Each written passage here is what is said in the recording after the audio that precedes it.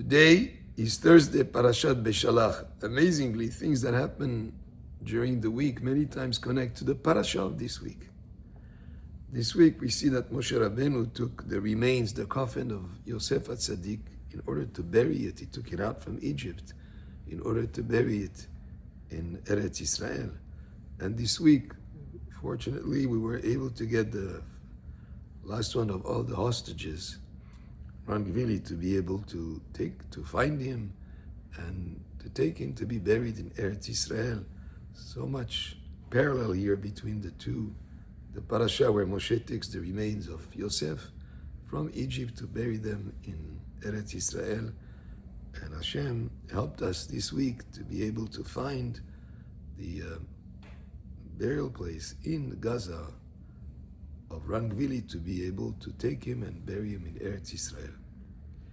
But from this pasuk that tells us about Moshe taking Atzmot Yosef, there is a lot that can be learned.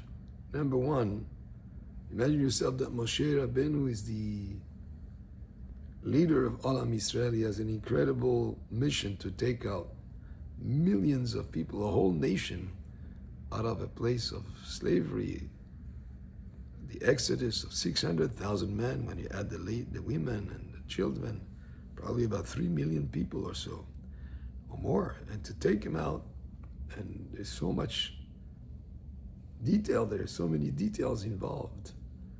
And while also there is Hashem gave the Jewish people this mitzvah of asking the Egyptians, and they were involved in taking out from Egypt all this jewelry and different things. But Moshe Rabbeinu, with all that responsibility that he had, he finds time to fulfill a commitment that was made to Yosef to bring his coffin to be buried in Eretz Israel.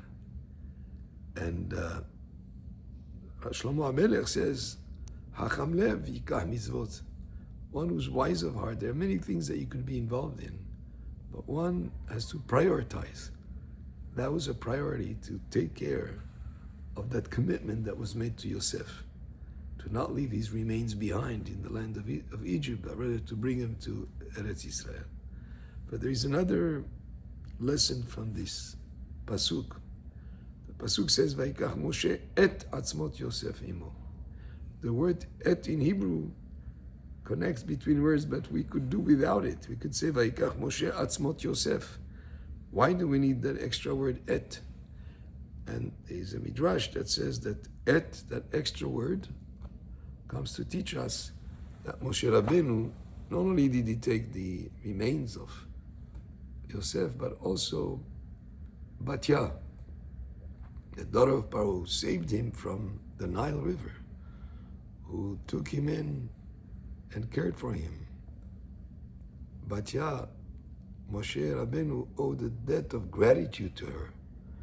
And since the debt of gratitude, he wanted to make sure that he takes also her remains to be buried in Eretz Israel. And being grateful is a very important aspect in general. But here we see that Moshe Rabbeinu, as he's involved in taking the whole nation of the Jewish people out of Egypt, he still cares for the commitment they made to Yosef, and he cares for showing gratitude and being grateful to Batya and taking her remains to be buried also in Eretz Israel. And many of us could be very involved in work or in different activities, and the idea is to prioritize and make sure that we do take care of things that are important, whether it is to express our gratitude to people, or whether it is to fulfill our commitments that need to be cared for. And that Moshe Rabbeinu teaches us. As they were about to go out from Egypt, he still doesn't forget things that are important. Baruch Adonai le'olam, amen ve'amen.